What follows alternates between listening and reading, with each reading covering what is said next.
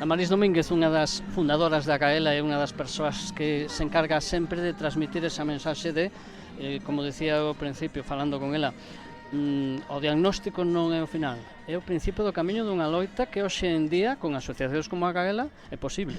Sí, é importantísimo o sentirse acompañado en todo momento no proceso da enfermidade, porque non deixa de ser un shock cando o teu médico ou o equipo que te atende dache o diagnóstico de ela, de maneira a veces incerta, porque tamén é un pouco, sabes, contenido a forma de transmitilo, para despois pasar ao nivel de abordaxe, no que hai que empezar desde o minuto cero con unha fisioterapia completa, tanto a nivel de mobilidade, pero a nivel tamén respiratoria e a nivel de fonación.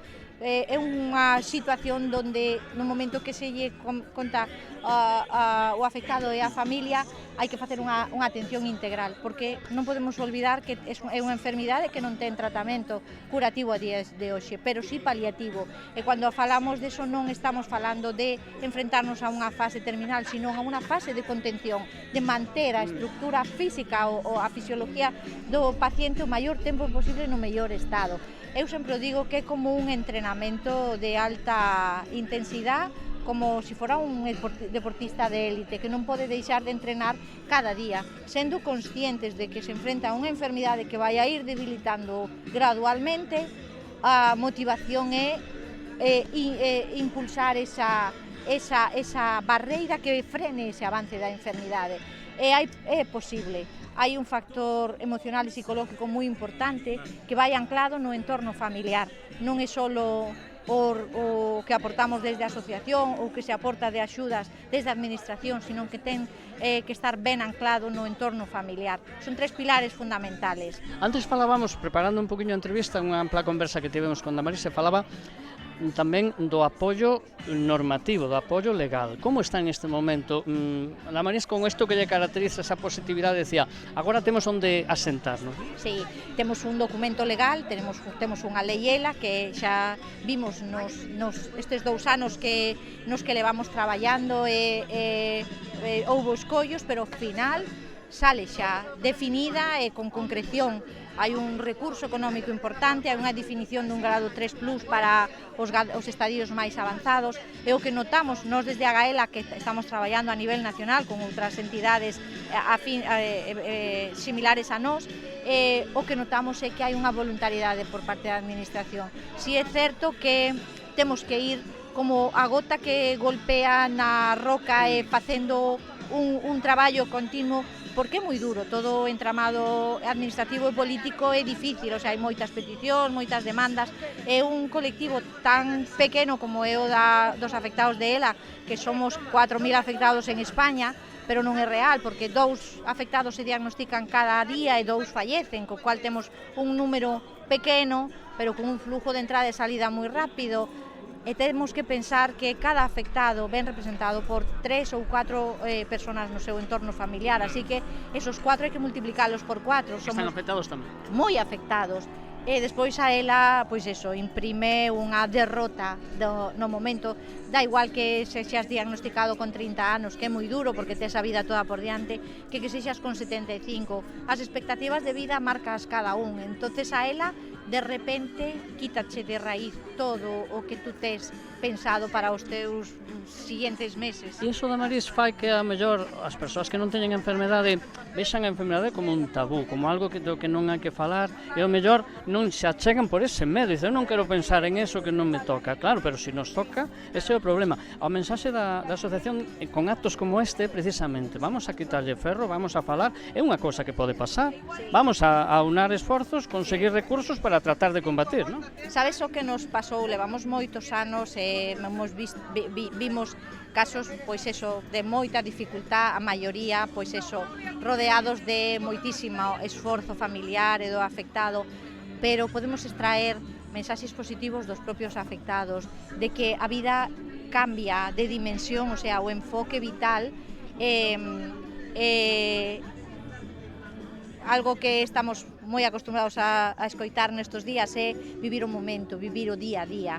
Pero claro, cando digo eu que estou pois nas plenas, o sea, nunha situación pois de salud estable, sí, Bueno, pois está ben, pero cando escoitas a alguén que ten unha traqueotomía e que ten unha sonda gástrica para alimentarse e che di que para el ten sentido a vida, porque ten anclado todos esos tres pilares, o social, o sanitario, o económico e familiar, e dis tú, ole, eso se traduce cando o levas tú o teu estado de salud en principio en equilibrio, valoras as cousas moitísimo máis.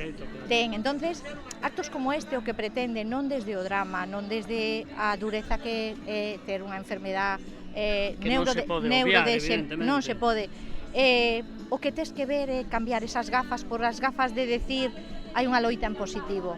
E a loita parte do meu compromiso, dun usuario de AP que simplemente pasa por aquí e pode comprar un pin ou pode aportar unha donación ou non aportar, pero estar aí e decir, estou aquí apoiando, compartir unha publicación, o sea, o que fai é que todo ese grupo social que formamos e que rodeamos a personas, falamos da ELA, pero falamos de 6.000 enfermedades raras en España. O que se trata é que se active eso, de que perdamos o medo a apoiar os nosos, que ao final, pois isto é unha lotería. Mañán nós podemos estar do outro lado. Eu sempre o pensei desde o primeiro momento que fun, pois eso, a compañeira dun afectado de ELA brillante en cuanto a forma de enfrentar con positividade. Eu sentíme orgulloso de poder estar ao seu lado, de que el me dera pé para decir aquí vamos, xuntos nesta loita. No noso caso, iniciamos unha andadura por unhos dispositivos de comunicación. Os afectados de ELA non tiñan alternativa para comunicarse. O facían por señas ou a súa familia pois buscaba unha nota e facía un garabato cas frases que iba dicindo. Conseguimos incluir no catálogo nacional de ortoprótesis os dispositivos de comunicación, non só para persoas como os afectados de ELA, sino para outras patoloxías que teñen dificultad para comunicarse. Entonces son logros pequenos que parten desa solidaridade, dese involucrarse.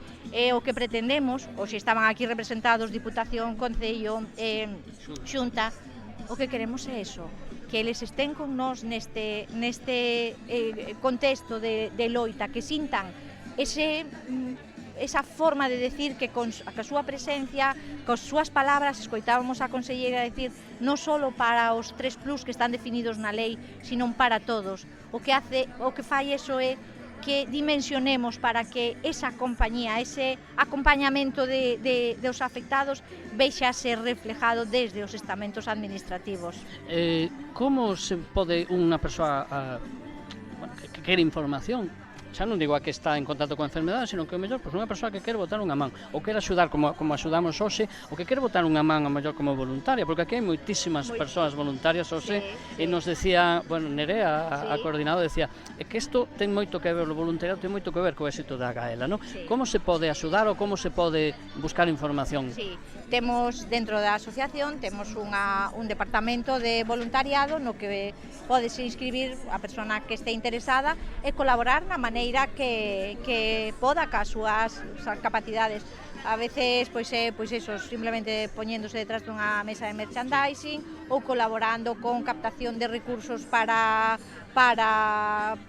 facer unha rifa ou un concerto ou simplemente aportando contactos. Entonces, según a capacidade da persona, será moi valioso para a incorporación ao equipo de voluntariado da Gaela. Estamos en redes sociales, o sea, é fácil encontrarnos en todas as redes sociales e na nosa página web tamén. Aí vedes tamén o que se fai, ese camiño do día a día de accións. Vale absolutamente todo, o sea, desde ir a un colexio a dar visibilidade, a facer reflexionar os nenos do que é enfrentarse a unha enfermidade rara, como pois actos públicos nos hospitales ou unha mesa de solidaria, sin máis, o sea, hai moitas formas de aportar esa axuda á entidade para que siga pois ese no seu camiño de chegar a ese apoio ás familias. E a mensaxe que lanzaría neste caso da María esas persoas que ao mellor pois se ven afectadas, elas ou persoas da súa familia, esa mensaxe de ánimo, que lles transmitimos? Que busquen axuda, a primeira axuda que van ter, porque é o primeiro escalón, e co seu equipo médico. O seu equipo médico falaralle tanto do tratamento como da asociación. O paso seguinte é, cando estén preparados, porque ás veces as familias no momento da impacto teñen que asentar toda a información, que se poñan en contacto cos profesionales, con nosos técnicos. Os nosos técnicos van a axudar e a abordar desde un tema administrativo a un tema sanitario. Entonces, a medida en que se lle vaya poñendo cara a esas persoas, esos técnicos que están axudando, vai vindo a confianza, vai vindo ese inicio, esa andadura no que é no proceso da enfermidade con máis seguridade e menos medo. O que pretendemos en todo momento é que esa persona enfrente dentro do momento de impacto, enfrente con tranquilidade todo o que ven por diante. Moitísimas gracias, moito éxito con as actividades. Gracias por o vosso apoio tamén. Te pregunto